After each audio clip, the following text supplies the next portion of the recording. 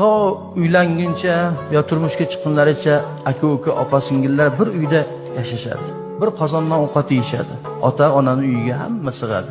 Ammo ota ona o'tganlardan keyin hamma uy joyli bo'lgan, lekin hammani boshini keyin qovushtirish qiyin bo'lib qolar ekan.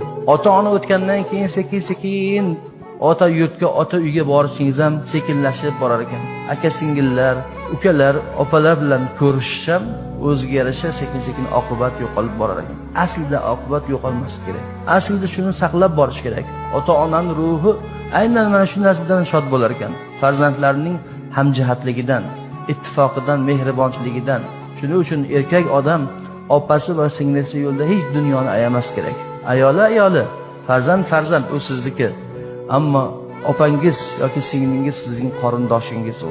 U sizning jigaringiz. Ularning o'rni doim boshqa bo'ladi. Ularning duosini olishga harakat qilish kerak.